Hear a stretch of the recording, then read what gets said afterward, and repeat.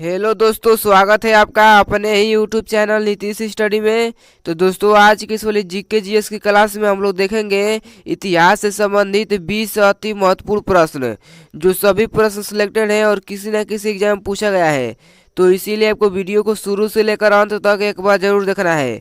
और वीडियो के अंत में आपसे एक सवाल भी पूछा जाएगा, जिसका उत्तर आपको वीडियो के कमेंट बॉक्स में बताना है। तो चलिए वीडियो को शुरू करते हैं।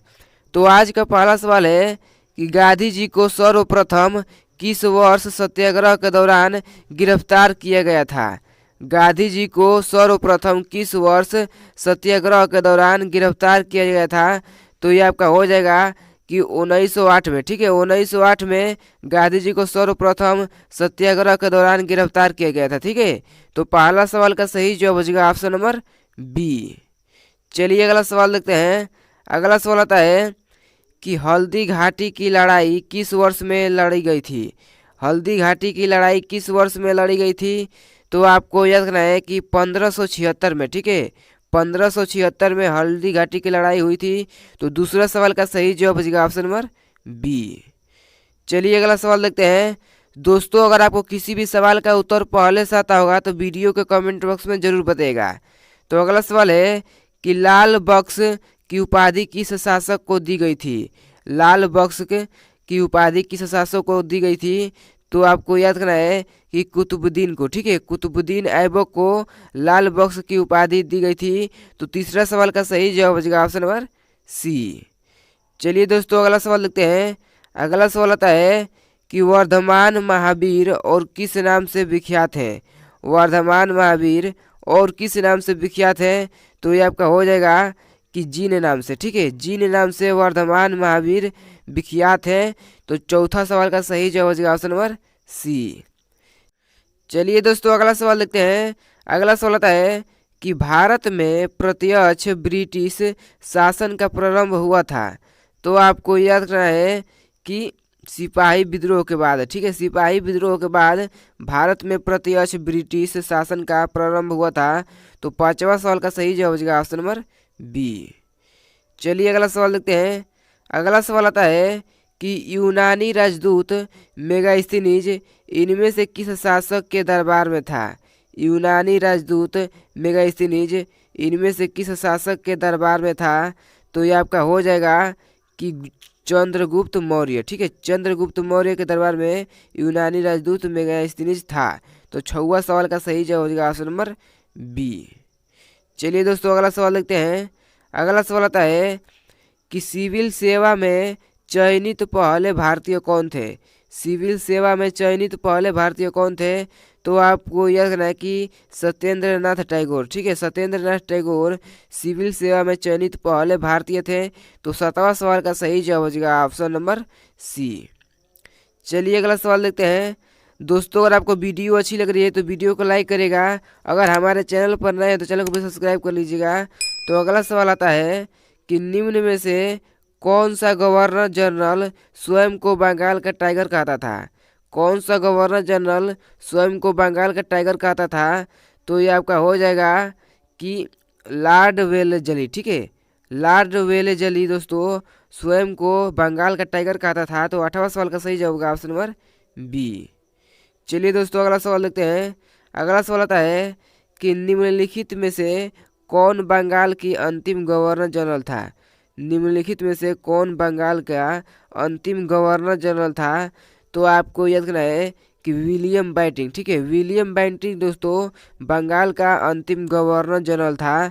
तो नौवां सवाल का सही जवाब हो जाएगा ऑप्शन नंबर ए। अगला सवाल देखते हैं। अगला सवाल आता है कि 1793 में जमींदारी प्रणाली किसके द्वारा शुरू की गई थी। 1793 में जमींदारी प्रणाली किसके द्वारा शुरू की गई थी।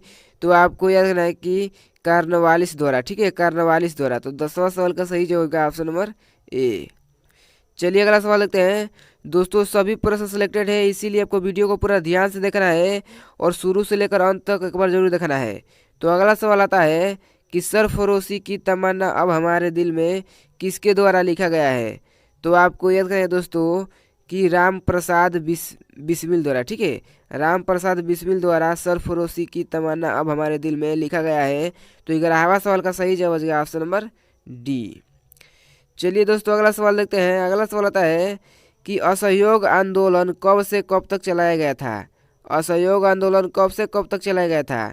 तो आपको याद रखना है कि 1920 से फरवरी 1922 तक, ठीक है, सितंबर 1920 से फरवरी 1922 तक असहयोग आंदोलन चलाया गया था। तो 12वां सवाल का सही जवाब हो जाएगा ऑप्शन नंबर बी। चलिए अगला सवाल देखते हैं। दोस्तों अभी तक आपने वीडियो को लाइक नहीं किया है तो कृपया करके वीडियो को लाइक कर दीजिएगा। तो अगला सवाल है कि अकबर की दूसरी राजधानी कौन सी थी। अकबर की दूसरी राजधानी कौन सी थी। तो ये आपका हो जाएगा कि फतेहपुर सीकरी, ठीक है, फतेहपुर सीकरी अकबर की दूसरी राजधानी थी।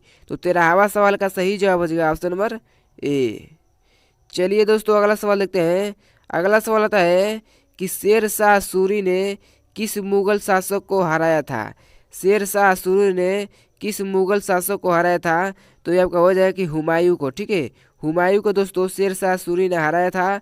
तो 14वां सवाल का सही जवाब होगा ऑप्शन नंबर सी। चलिए अगला सवाल देखते हैं। अगला सवाल आता है कि निम्न में से किस शाहजहां द्वारा सुल्तान बुलंद इकबाल की उपाधि दी गई। निम्न में से किस शाहजहां द्वारा सुल्तान बुलंद इकबाल की उपाधि दी गई।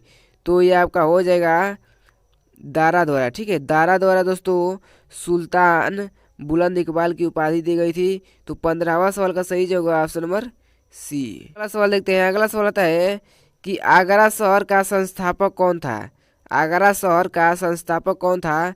तो आपको याद रखना है कि सिकंदर लोदी, ठीक है, सिकंदर लोदी आगरा शहर के संस्थापक थे। तो 16वां सवाल का सही जवाब होगा ऑप्शन नंबर डी। चलिए दोस्तों अगला सवाल देखते हैं। अगला सवाल आता है कि शायद राजवंश की स्थापना किसने की थी। शायद राजवंश की स्थापना किसने की थी।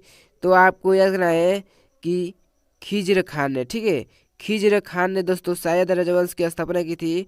तो 17वां सवाल का सही जवाब हो जाएगा ऑप्शन नंबर ए। चलिए दोस्तों अगला सवाल देखते हैं। अगला सवाल आता है कि हंटर आयोग की स्थापना का क्या कारण था। हंटर आयोग की स्थापना का क्या कारण था। तो आपको याद रखना है कि जलियांवाला बाग हत्याकांड, ठीक है, जलियांवाला बाग हत्याकांड कारण था दोस्तों हंटर आयोग की स्थापना का। तो 18वां सवाल का सही जवाब होगा ऑप्शन नंबर सी।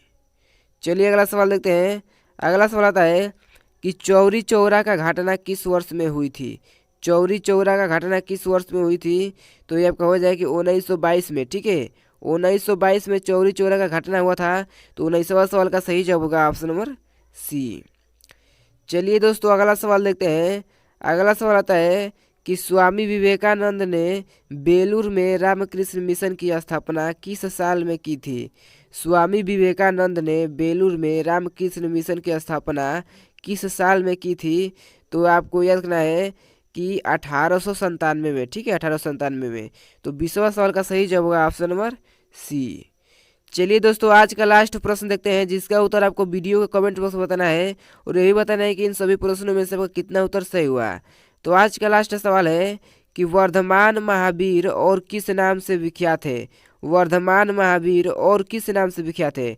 तो इसका उत्तर आपको वीडियो के कमेंट बॉक्स में बताना है। तो जल्दी से बताइए। अगर आपको वीडियो अच्छी लगी है तो वीडियो को लाइक कर दीजिएगा, वीडियो को भी शेयर कर दीजिएगा, चैनल को भी सब्सक्राइब कर दीजिएगा। तो चलिए मिलते हैं अगले वीडियो में, तो धन्यवाद।